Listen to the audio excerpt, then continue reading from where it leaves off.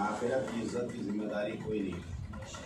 तो वाहिद घराना, वाहिद आले मोहम्मद है, जो आपकी यहाँ की भी गारंटी ले रहे हैं, वहाँ की भी गारंटी। तारीखों की इतनी सफल है, किताबुल्लाह तरतीब वाले भाई 2 ग्राम कदर चीज़ें छोड़ के जा रहा हूँ। बैठ की दोनों से वाबस्ता रहो, गुमराह नहीं।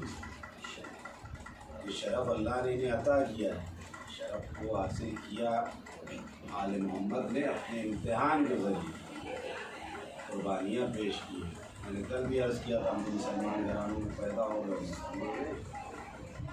इस्लाम हमारी समझ में आया मुसलमानों, लेकिन जिसने इस्लाम को बचाया उसने कैसे कुर्बानियाँ। 57 साल के हुसैन, 18 बरस की कड़िया जवान में रहना पड़ता, 13 बरस का भतीजा जो चचा के सामने पामाल हो गया, तो हुसैन भतीजे की लाश के टुकड़े उठा के ला। 32 साल का बराबर का भाई हाथ कट गए, हुसैन वाह गुरबता वाह मुसीबता का मरसिया पड़ा आले मोहम्मद। और अजीज़ो खाली यही नहीं है, हमारा सलाम हुसैन की माजाई बहन ज़ैनब पर है, जिसने अपने भाई से शाना मिला के रखा।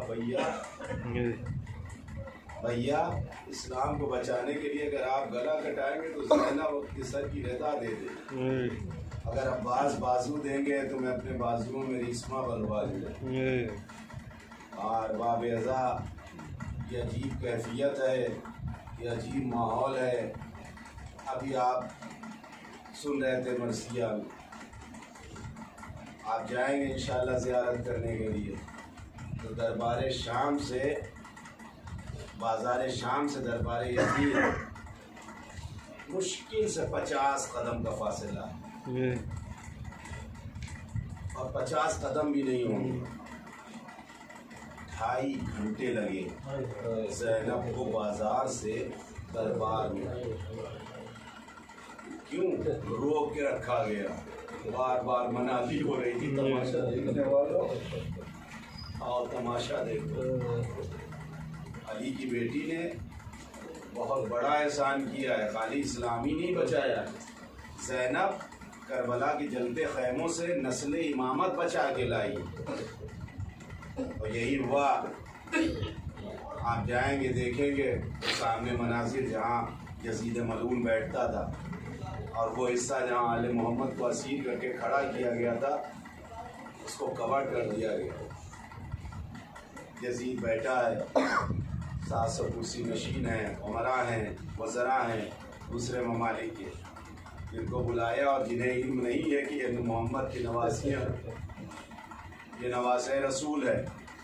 एक मरतबे यजीद सैयद सज्जाद की तरफ देखता है, जिसके हाथों में हथकड़ियाँ हैं, पैरों में बेड़ियाँ, गले में तोके खारदार। यजीद शिम्र से कहता है कि ये जवान कौन है? क्या तू नहीं जानता ये हुसैन का बेटा सज्जाद? का ये कैसे जिंदा रह गया? का ये लड़ने के लिए मैदान में नहीं आया इसलिए बच गया? यजीद कहता है कि मैं नहीं चाहता कि ख़ानदान रिसालत से कोई बाकी बचे, ये बच गया है तो इसे दरबार में कत्ल कर दो। जल्लाद को हुक्म हुआ, जल्लाद आगे बढ़ा, सैयद सज्जाद को कत्ल करने के इरादे से। एक मरतबे ज़ैनब आगे बढ़ी, बढ़ के सैयद सज्जाद को हिसार में ले लिया और कहा कि ज़ैनब जलते खैमों से पीट के उठा के लाई सज्जाद को। यजीद जब तक ज़ैनब मौजूद है, सज्जाद पाँच नहीं आ सकती। यजीद कहता है ये बीबी कौन है? शिम्र कहता तुम नहीं जानते हो, ये अली की बेटी ज़ैनब है, ये हुसैन की बहन ज़ैनब है। का अपने भाई से इतनी मोहब्बत? का इनकी मोहब्बत यजीद तू क्या जाने, मुझसे पूछ। इसने अपने दोनों बच्चों को हुसैन पर कुर्बान कर दिया, अपनी गोद उजाड़ दी कि भैया बच जाए। अरबा बेदा ये सुनना था। यजीद कहता है अगर इतनी मोहब्बत अपने भतीजे से है तो ज़ैनब को कत्ल कर दिया जाए। जल्लाद को आवाज़ दी गई ज़ैनब को कत्ल कर दो। जल्लाद ज़ैनब की तरफ मुड़ा। एक मरतबे एक ज़ईफ़ा उठी।